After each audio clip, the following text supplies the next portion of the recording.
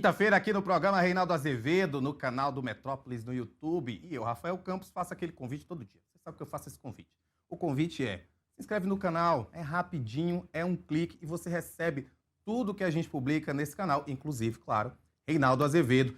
Reinaldo, muito boa tarde. Eu estava pensando hoje mais cedo, lendo o nosso espelho, né, que aquele ditado: quem pariu Mateus que o embale. Quem pariu a campanha de Flávio Bolsonaro foi o pai, Jair Bolsonaro. Mas a impressão que dá é que cada vez mais esse parto é dificultoso. Pois é, rapaz, há um paradoxo, ou um falso paradoxo aí, que é o seguinte, né? Os filhos só existem, eu sei que fica parecendo um truísmo, né? Os filhos só existem por causa do pai, por causa da mãe, mas eu estou dizendo, a existência política dos filhos se deve ao pai, né? Não tem perrepes nesse caso, né? A existência política dos filhos se deve ao pai. Eu nunca sei, Rafael, quando na imagem, se eu ajeito o boné para cá ou para lá, enfim, mas eu vou ajeitando aqui. Isso significa o seguinte, que quando eles tentam algum voo, alguma autonomia, né, esbarra naquilo que o eleitorado quer, e o eleitorado foi cevado na cultura do Bolsonaro. É muito difícil sair disso, né? Nós ainda vimos, até começo aqui, nem está no nosso espelho, mas falo aqui, o Paulo Figueiredo falou coisas absolutamente abjetas sobre as jornalistas, no caso, as jornalistas da Globo News. E, claro, sendo Paulo Figueiredo, ele se referiu às jornalistas, às mulheres, comparando-as todas a prostitutas, né? E voltando a falar da questão do estupro, de novo, repetiu que algumas ali não mereciam ser estupradas,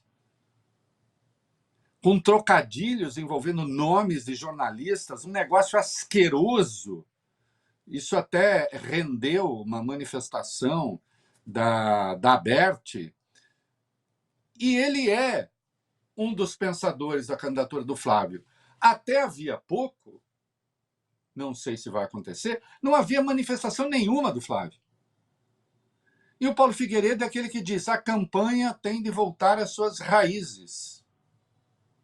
E as raízes, meu caro, qual é a raiz primitiva, primeira? É Jair Bolsonaro. E o que é que Jair Bolsonaro pensa, inclusive sobre as mulheres, e o que é que ele disse, inclusive, sobre o estupro? Como o Paulo é o Paulo, né? O nepo velho da ditadura, o neto do ditador, à direita do próprio avô, ele soltou uma nota hoje se desculpando, no caso com as prostitutas, né? E aí disse que ele tem vergonha de ser jornalista. Bom, primeiro, ele não é bom que fique claro, né? E disse que preferiria ser chamado pelas filhas de gigolô a ser chamado de jornalista. Não sou filha dele, mas atendo ao pedido, gigolô. É isso aí, gigolô. Gigolô de teses fascistoides, né? E auxilia o Flávio Bolsonaro, é o pensador do Flávio Bolsonaro. Quer ser chamado de gigolô? Pois não, gigolô. É isso aí. Sem querer ofender os gigolôs, é bom deixar claro, né? Então aqui até me desculpo com os gigolôs, comparando-os a Paulo Figueiredo. Só para a gente começar. Exatamente. É porque eu tinha puxado esse assunto porque, obviamente, todos viram que a defesa do Jair Bolsonaro afirmou ao ministro Alexandre de Moraes que o ex-presidente não autorizou o uso da imagem dele, da voz dele, naquele vídeo produzido com inteligência artificial, que foi divulgado na convenção do PL.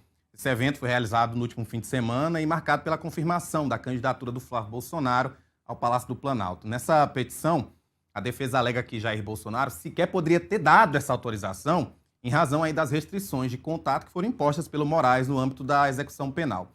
A defesa acredita que desde a decisão que foi proferida em 17 de junho, o ex-presidente está com o direito de visita suspenso por 30 dias, enquanto Flávio Bolsonaro está proibido de visitá-lo por 90 dias. Segundo os advogados, essas circunstâncias demonstram aí a inexistência de qualquer contato destinado à obtenção dessa autorização. Os advogados também argumentam o quê? Que muito antes das cautelares, os filhos do Bolsonaro já utilizavam a imagem pública dele em atividades político-partidárias. Mas aí, jogou no colo do Flávio a responsabilidade. Dizer o quê, né? Escrevi um texto ontem à noite, até brincando com eu tô relançando clássicos da literatura no modelo Vivendas da Barra, né? E ontem foi a vez de Alice no País das Maravilhas, né? Que uma das leituras possíveis da Alice é o confronto entre o mundo racional e a pura irracionalidade, ainda que uma coisa divertida ali, cheia de jogos de palavras muito interessantes e tal. Mas tem uma conversa da Alice e outros com o Chapeleiro Maluco, e o Chapeleiro Maluco pergunta para ela qual é a semelhança entre um corvo e uma escrivaninha. Né? Ela, impaciente, diz, bom, sei qual é a resposta. Ele diz, eu também não sei. Então, né? Depois o Lewis Carroll criou uma resposta genial, que é um trocadilho em inglês, não vou entrar aqui, senão fica uma coisa muito complicada. Bom, nada, se você olhar, nada faz sentido, é muito impressionante isso, porque, mais uma vez, a defesa do Bolsonaro está dizendo que o pai foi enganado pelo filho, Rafael. Quando faz isso, admite que há uma transgressão das medidas cautelares. Há uma transgressão das medidas cautelares. Só por isso diz eu não sabia. Porque não houvesse, e houvesse defesa, e houvesse uma defesa racional que fizesse sentido, é claro que a defesa ia fazer isso. Olha, aqui não transgride, mas há medida cautelar clara, explícita, desde o começo. Há uma terceira transgressão, a da arma, e as outras duas, a da carta e agora essa. Né? Então, claramente, né, a defesa recorre, com a devida vênia, a uma patranha, olha, não sabia, não tinha controle, né? E os filhos sempre usaram a imagem do pai? Não, sem dúvida. Mas, de novo, né, defesa, antes não havia medidas cautelares, agora há. Né? E aí diz, não, nem teria como o Bolsonaro autorizar, porque, afinal, o Flávio não pode recebê-lo, né? Não pode visitá-lo.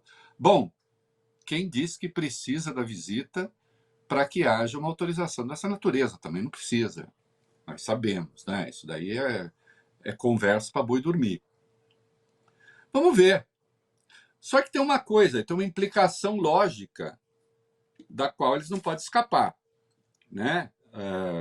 Afinal, por mais que o mundo esteja doido, né, e o chapeleiro maluco esteja no controle, bom, o Rafa, tá, então o Bolsonaro não sabia. Então a imagem dele foi manipulada sem que ele soubesse.